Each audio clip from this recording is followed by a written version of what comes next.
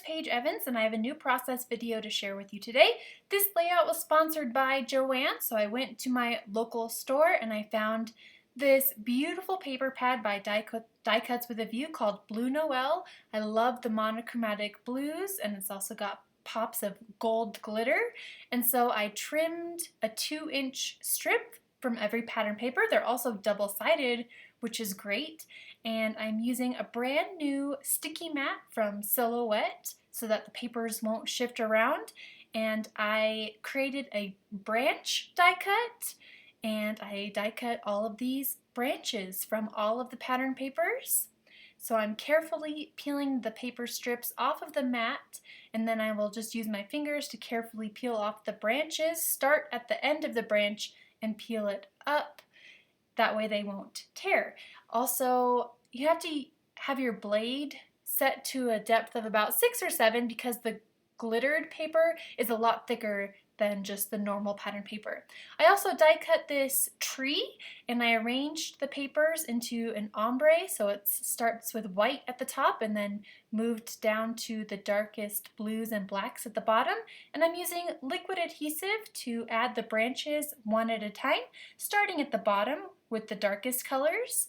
And I didn't add liquid adhesive to the entire branch because I wanted it to lift up, bend up, and create dimension and shadows.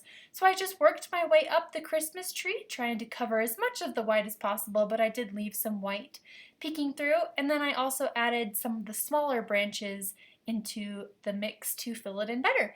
So there is my finished Christmas tree, and then I chose one of the pattern papers from the pattern paper pack. Kind of looks like it's snowing. It's a light blue pattern paper with white polka dots, yeah, resembling snow, I thought.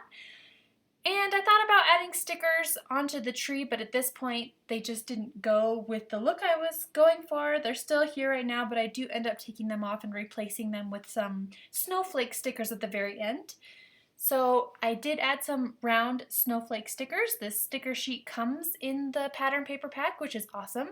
And I want to do some hand stitching so that these snowflakes look like ornaments dangling from the top of the page. I'm using a ruler and a pencil to draw straight lines connecting the snowflakes to the top edge of the page.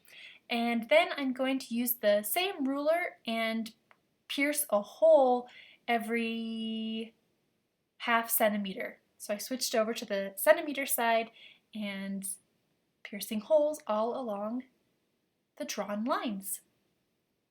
I'm erasing the leftover pencil marks because I don't need them anymore. I can see the straight lines because of the pierced holes. And then I'm going to do a chain link stitch. I'm going to use white DMC embroidery floss, all 6 strands, to create the most texture. I love using the chain link stitch. Been doing it for the past year or so because of the texture that it adds. You just get to see the thread so much better than, let's say, just a back stitch. So I tied a knot in the end, and then I'm going from the back of the layout to the front, created a loop going back down the same hole and going up the next hole through the loop. So you're basically connecting loops. I watched a YouTube video on how to do this, so you can find anything on YouTube. It's great to create the chain link stitch. It does take a little bit longer. You have to have more patience to do the chain link stitch on your layouts, but I think the effort and extra work is always worth it to create that handmade touch. Once you get to the top, flip it over and tie a double knot. And then you can trim the excess thread. So I did this chain link stitch on all of the snowflakes. Here you can see it up close. Love that texture. I decided I wanted to do some mixed media on the background, so in hindsight I shouldn't have adhered anything yet. Usually I don't. Usually I don't adhere anything until the very end, but you know, it happens. So I'm adding some white gesso to the background behind where the Christmas tree will go, using a paintbrush. Doesn't need to be neat, just kind of blurring it out to the edges, putting the Christmas tree on top to make sure you can see the gesso coming out. And then I'm going to create pools of water on top once this is dried. So just creating pools of water, plain old water. And then I will drop some watercolors on top. And I love the look that this creates, having the wet on wet technique. I'm not sure if that's the exact term. I need to brush up on my watercolor jargon. But these are my newest favorite watercolors. These are all from Prima. And I love how thick and luscious they are. You don't need to use a whole bunch of paint to create a more opaque look. And to go with the monochromatic look of this page, I'm using mostly blues.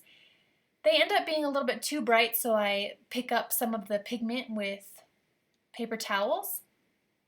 And then I do come in with black and gold. I'm trying to create the ombre effect too, to mimic the tree, so I started with lighter colors at the top and worked my way down to darker colors at the bottom.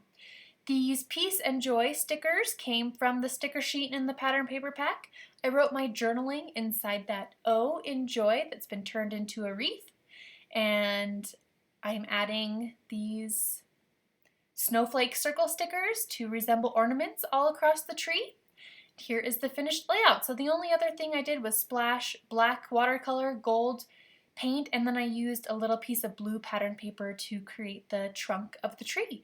So I hope you are inspired to go to your local Joann store or online and find some awesome scrapbook supplies to create your next layout. Thank you so much for watching, and I will see you again in my next video.